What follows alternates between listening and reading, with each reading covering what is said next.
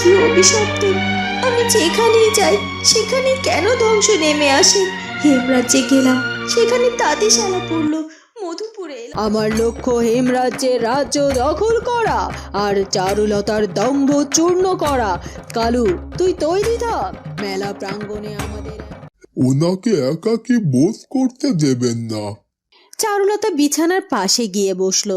যোগুবাবু এখন অনেকটা সুস্থ বোধ করছেন, কিন্তু তার চোখের তুমি বরং নিচের দিকে তাকাও। তোমার হাতে হেমরাজ্যের হাজার হাজার মানুষের ভবিষ্যৎ। চারুলতা চুপ করে রইল। তার ঘোড়ার খুরের শব্দে পাহাড়ের নিস্তব্ধতা ভাঙছে। চারুলতা তার বাবার হাত ধরে বসে আছে। রাজপুত্র অরুণ ঘরেই দাঁড়িয়ে আছে। বাবা, আমি স্থির করে নিয়েছি, আমি তোমাকে এখানে আর এক মুহূর্তও থাকতে দেব না। মধুপুরের এই কুটির তোমার অনেক স্মৃতি ধারণ করে আছে ঠিকই, কিন্তু এখানকার মাটি এখন বিষাক্ত হয়ে গেছে। কালু তোমার সরলতার সুযোগ নিয়ে আমাদের ক্ষতি করতে চাইছে। কিন্তু মা, আমি যে এখানকার মাটির গন্ধে বড় হয়েছি রে। হেমরাজ্যে গেলে আমি কি এই গ্রামের মতো শ্বাস নিতে পারবো? সেখানে তো সব সময় নিয়ম কানুনের গোল প্যাঁচ রে। বাবা, হেমরাজ্যের রাজপ্রাসাদ তোমার জন্য নিয়ম নয়, আশ্রয়ের ঘর। সেখানে রাজবৈদ্য তোমার চিকিৎসা করবে, আর আমি তোমার চোখের সামনে থাকব। তোমার কি মনে হয় না তোমার সেবার অধিকার আমার আছে? হ্যাঁ বাবা, আমি কথা দিচ্ছি, আপনাকে রাজকীয় মর্যাদায় সেখানে রাখা হবে। আপনি যখন চাইবেন আপনাকে মধুপুরে ফিরিয়ে আনা হবে।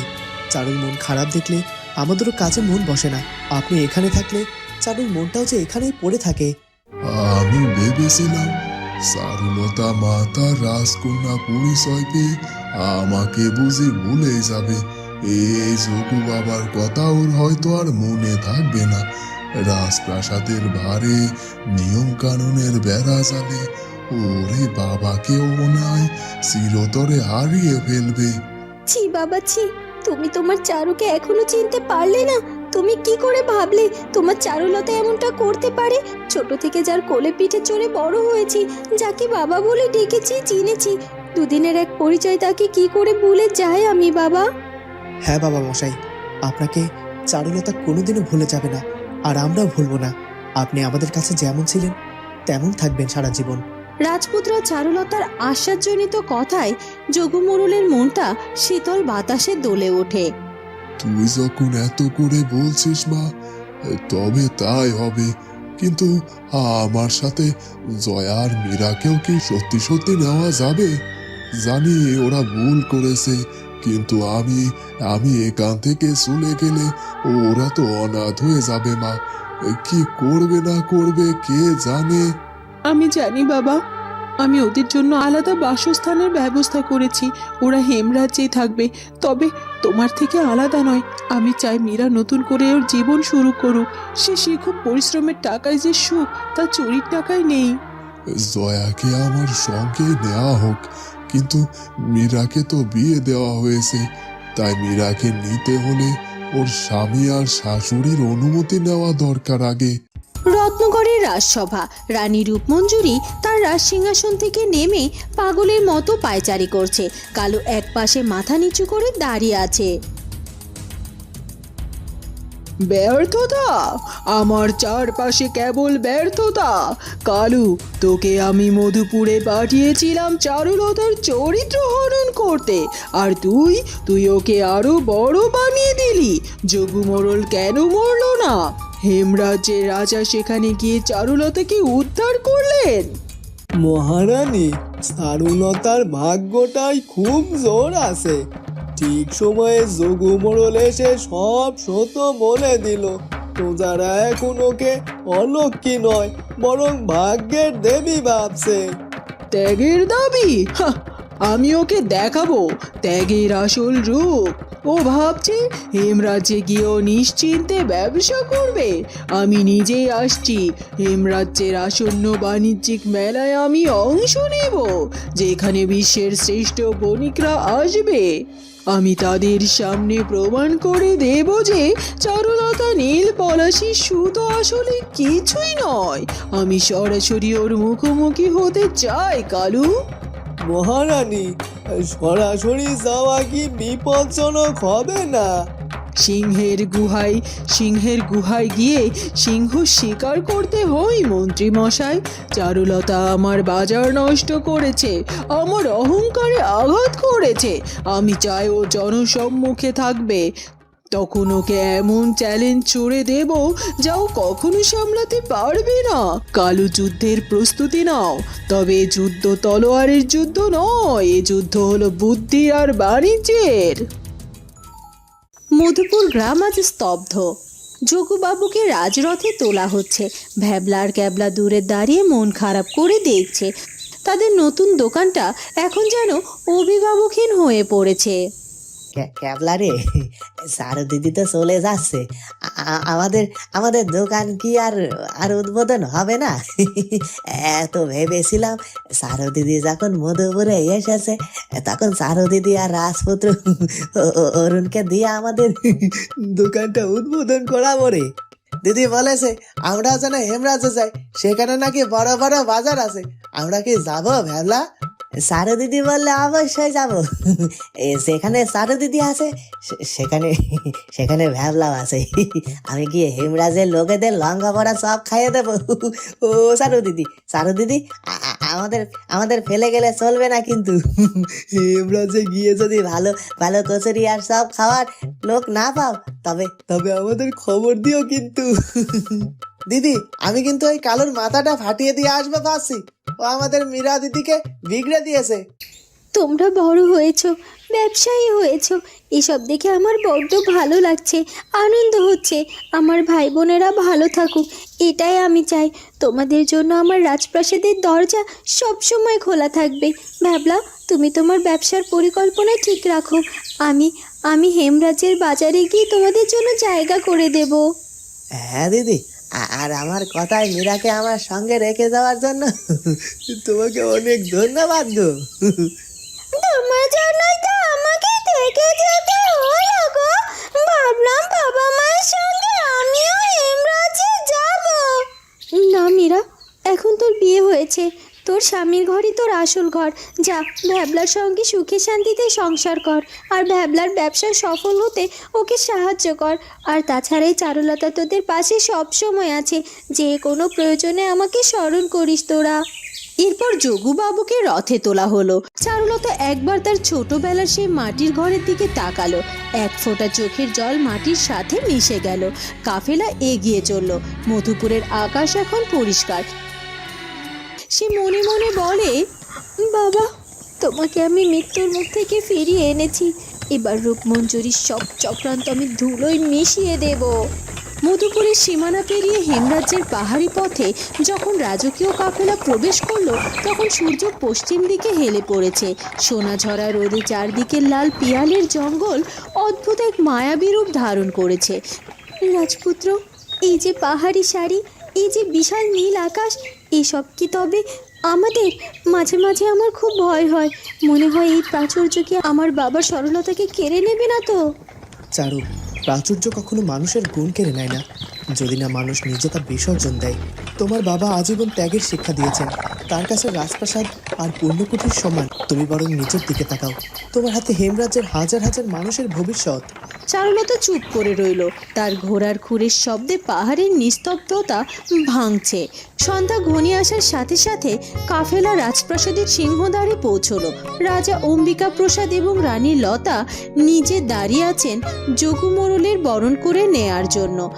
যোগুবাবু, আজ থেকে আপনি এই প্রাসাদের অতিথি নন, আপনি আমাদের পরম আত্মীয়। আপনার সেবাতেই আমার কন্যা চারুর সুখ।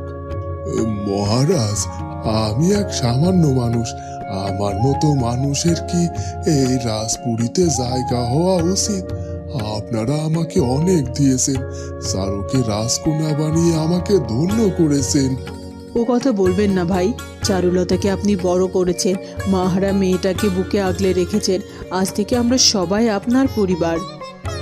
জয়া যখন রথ থেকে নামলো, তার অবস্থা ছিল দেখার মতো। সে যেন অন্য গ্রহের প্রাণী। রাতের জ্যোৎস্নায় রাজপ্রাসাদের বাগানটি যেন স্বর্গের মতো দেখাচ্ছে। রাজেশ আর জেসমিন, রাজেশ বাবু আর চারু দিদির বাবাকে দেখে আমার নিজের জন্মদাত্রী মায়ের কথা ভীষণ মনে পড়ছিল। ভাগ্য কত অদ্ভুত, তাই না? একজন বাবা তার পালিত কন্যার জন্য জীবন বাজি রাখছেন, আর আমার মা আমাকে শুধু একটা খুঁটি হিসেবে ব্যবহার করেছে। জেসমিন, অতীতকে আঁকড়ে ধরে থাকলে বর্তমানের আনন্দগুলো বিষ হয়ে যায়। রানী মধুবালা যা করেছেন সেটা তার কর্মফল, কিন্তু তুমি তো এখন মুক্ত। সত্যি কি মুক্ত? দিদি চারু তো কত কাজ করেছে, তাঁতিদের পাশে দাঁড়িয়েছে, নতুন রং আবিষ্কার করেছে, আর আমি শুধু প্রাসাদের অন্দরেই বসে আছি। আমি চাই আপনার সাথে সেই পাহাড়ের ছোট্ট গ্রামটিতে চলে যেতে। আপনি কি সত্যি আমায় নিয়ে যাবেন? অবশ্যই। আমি রাজা অম্বিকা প্রসাদের কাছে অনুমতি চেয়েছি। তিনি বলেছেন আসন্ন ভেষজ বাণিজ্য মেলা শেষ হলে তিনি আমাদের বিয়ের আয়োজন করবেন, আর বিয়ের পর আমরা আমাদের সেই ছোট্ট পণ্য কুটিরে চলে যাব।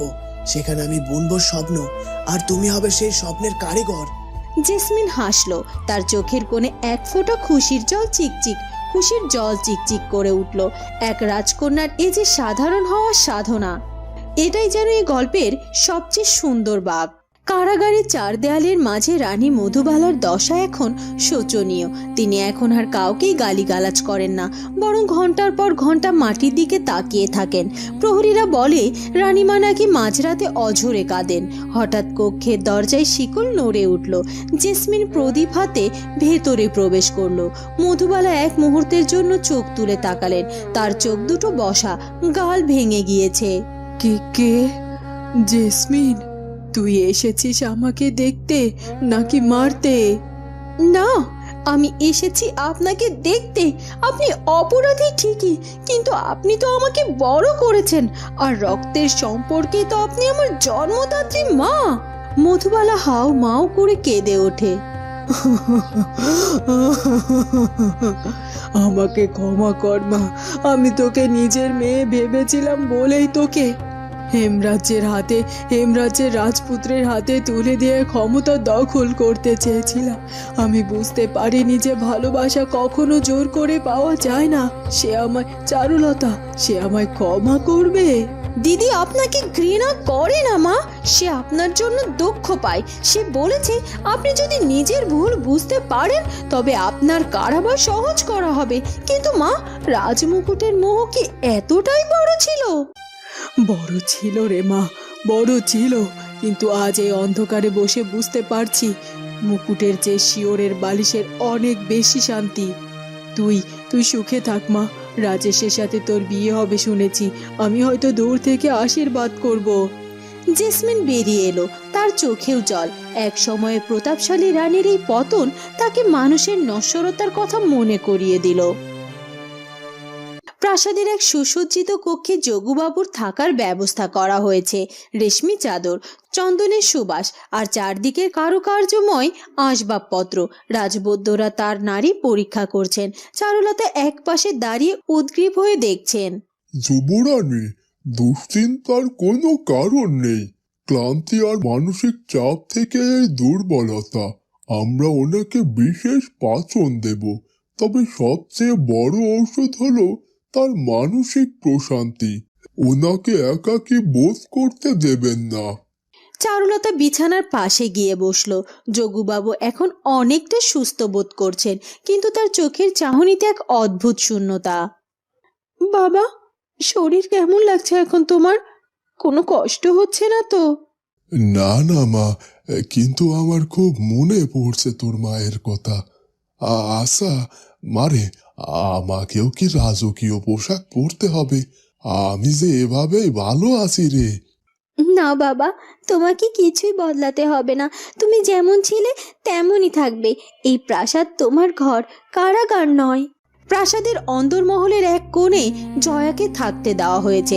যদিও চারু তাদের ক্ষমা করেছে, কিন্তু রাজপ্রাসাদের কড়া পাহারার মাঝে সে নিজেকে বন্দি মনে করছে।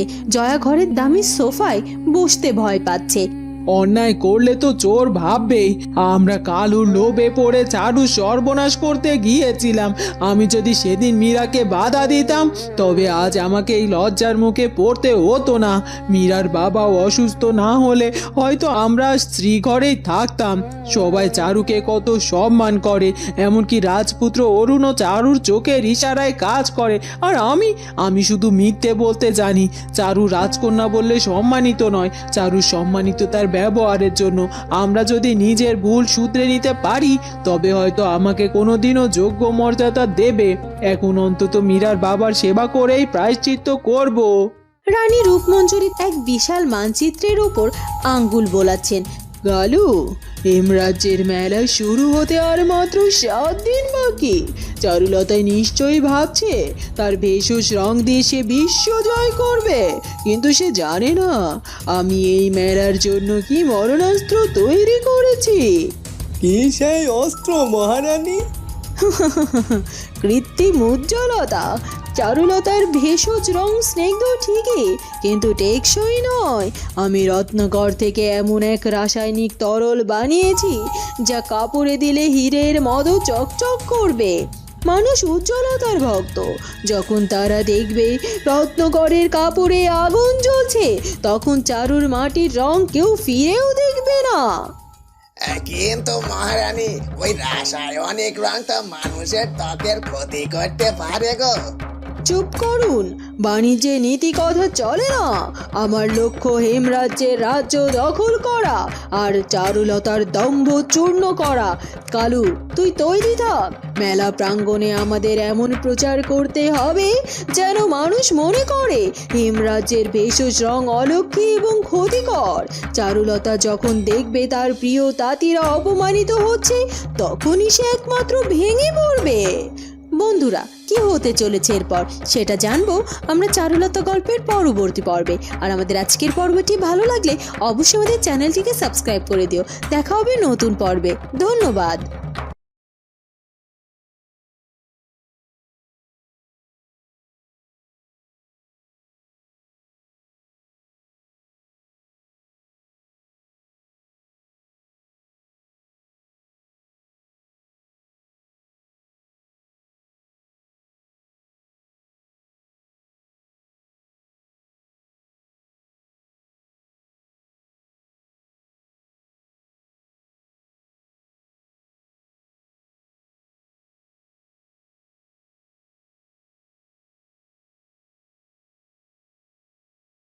মাথায় তার নীল ফিতা কিং, চোখে ভরা আলো, ভালুক খরগোশ পাখিরা সব ডাকে বন্ধু চলো। চারুলতা, চারুলতা গল্প বলে সারাদিন, ভালোবাসা মজার হাসি এই তার রুটিন চল।